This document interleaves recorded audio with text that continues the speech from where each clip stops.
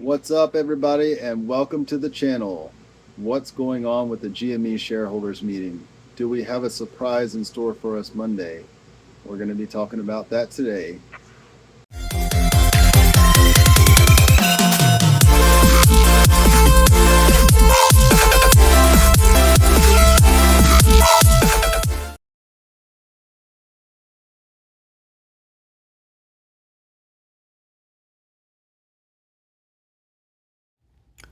Okay, so I wanted to start off with this article. GameStop has better valuation metrics than all NASDAQ 100 companies.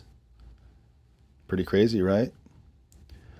A company that has gathered significant attention in recent times is currently demonstrating remarkable strength in both these metrics, positioning itself as a compelling deep value play. As of June 14th, GameStop's price-to-cash ratio stands at less than 3, a figure that outshines all 100 companies listed in the NASDAQ 100 index. Okay, it's funny because people were questioning Keith when he got back in this, saying, his thing is deep value plays. Well, there's no value in GameStop. Well, there you go. That's his name on Reddit, right? Deep effing value. Pretty cool. Something I noticed, and I just wanted to talk about, was that the shareholder meeting was postponed not once but twice after all of the technical issues that they were having. Well, the second time it was postponed, which is, I guess they could have changed the date. They just wanted it on Monday. But the second time was after Roaring Kitty exercised his calls and got all of those shares. Seems a little bit of a coincidence to me. Okay. Also, the amount of shares that Roaring Kitty has is 9,001,000, which is like, cool, that's a ton of shares, right? Well, it's also the exact same amount of shares that Ryan Cohen had before he got on the board at GameStop. Now, why would he pick that exact number? There it is again. His holdings went from precisely 5 million shares, where they had been since the very first Reddit post earlier this month, to 9,001,000 shares, no more, no less. GameStop investors were quick to point out that this wasn't by accident nor coincidence. The seemingly random figure equated exactly to the number of shares owned by GameStop CEO Cohen when he announced in a December 2020 SEC filing, that was the last page, that he has raised his GameStop stake to 12.9%. A month later, the Chewy co-founder was on the board of the company. Okay, so what I was thinking is, why did he wait until yesterday to exercise those calls?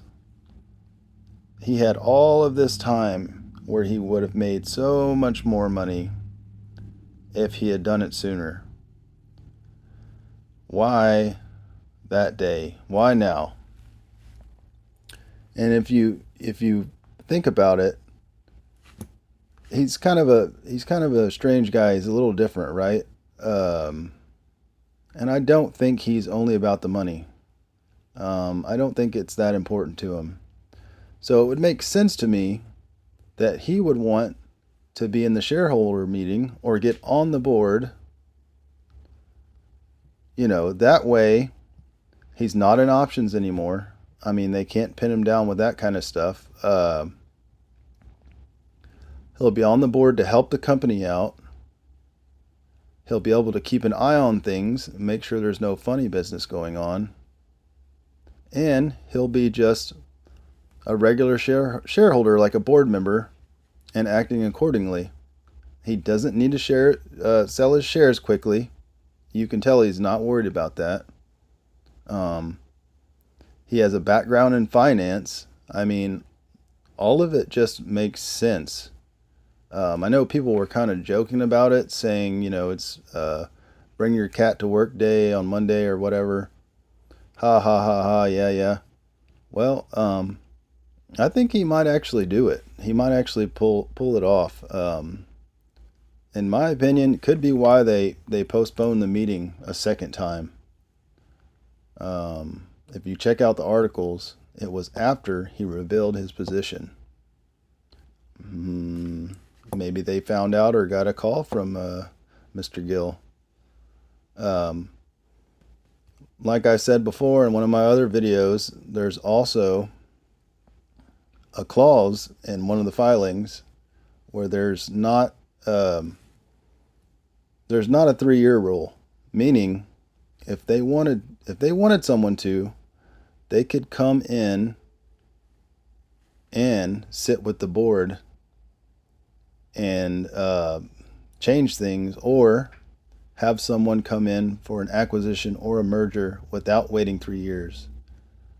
There's a door up where not everyone can do it, and basically they can't have a hostile takeover, but they can bring somebody else in as soon as they want. So yeah, if you just think about this guy, who is he? What's his motivation? I think he's an awesome guy, and it really seems like he's putting everyone else in front of himself. He's putting everyone else first, and he really cares about the company and believes in it. So I think it is a real possibility that we could get a surprise. We have a guest. We got somebody new in the meeting, Mr. Keith Gill. Wouldn't that be insane? I think that could set up for a huge pump. And hear me out here. I know we all hate offerings, but if there was another offering and it dropped and shorts piled in, and then they released news after that there was a merger or an acquisition, that would be a gamma squeeze. That would be insane. This is all theory. Once again, this is not financial advice. I'm just a guy on YouTube that likes this stuff. I don't care if you buy it or you don't. So take that for what it is. Here's a chart of how it looks right now. It's pretty cool. I didn't make this. I'm actually working out of town, so I don't have my computer set up or anything. That's why you see me doing all of this from my phone. But getting real interesting here. Anyways, see y'all in the next one. Good luck, everybody. Let's go GameStop.